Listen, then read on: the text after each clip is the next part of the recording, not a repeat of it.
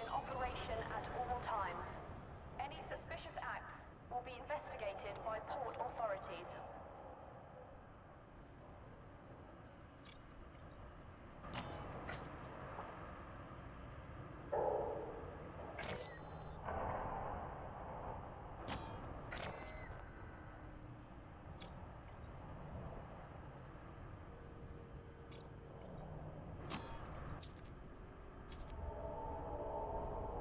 All ground defense systems guarding this port will react appropriately to any infractions detected.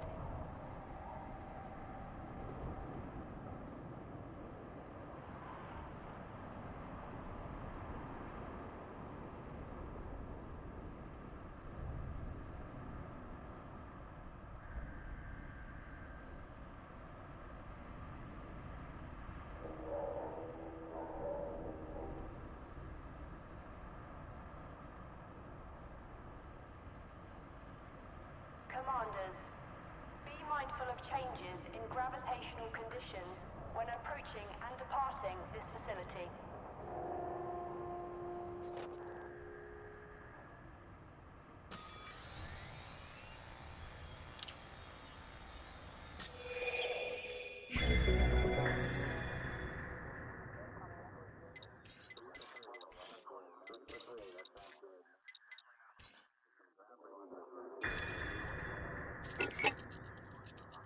Week in Review. Here are this week's major stories. Aegis has constructed two megaships, the Acropolis and the Vanguard, to help counter the Thargoid threat. These ships will coordinate anti-Thargoid operations and support independent pilots. Aegis has confirmed that both vessels will periodically relocate to wherever they can be strategically effective. Meanwhile, many members of the Pilots Federation have responded to the recent Aegis report detailing the Thargoids' history. One commander admitted he was disturbed to discover that the Thargoids had been around for millions of years, and that even the Guardians had found it difficult to stop them. But other pilots were more forthright, with one reminding the galactic community that the Thargoids are not invincible.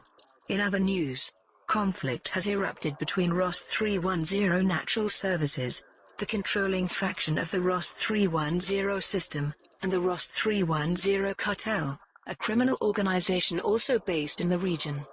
It is understood that the ROS 310 Cartel is attempting to overthrow ROS 310 Natural Services and assume control of the system. Both organizations have issued calls for aid, appealing to independent combat pilots for support. Finally, the EG Union has announced that its campaign to build a shipyard in ROS 720 has received the wholehearted support of the galactic community. Hundreds of pilots supported the initiative by delivering commodities to Lyakov Dock, and by eliminating agitators in ROS 720 and surrounding systems, thereby ensuring the safety of traders. And those are the main stories this week.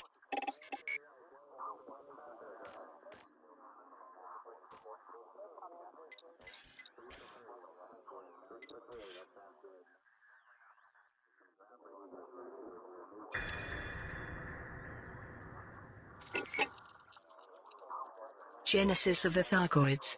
Professor Cora Shaw, director of the Palin Institute, has published a paper speculating on the origin of the Thargoids. Extracts from her paper are reprinted below. Considering the Thargoids' impact on our civilization,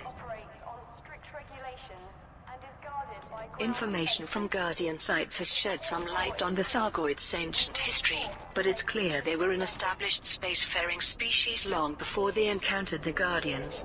So where did the Thargoids come from?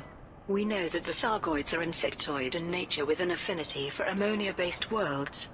This suggests they may have evolved in a harsh, low-temperature environment, which might explain their overdeveloped survival instincts and aggressive nature. But we also know the Thargoids are experts in bioengineering, so they may have augmented their own biology to a point where natural evolution.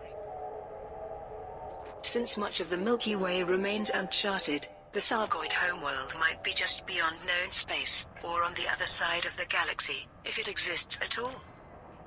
They are now a nomadic species, existing entirely in space, or within fabricated hives of some kind. It may even be that they have journeyed across millions of light-years, from Andromeda, or beyond, like a swarm of locusts seeking fresh crops to consume.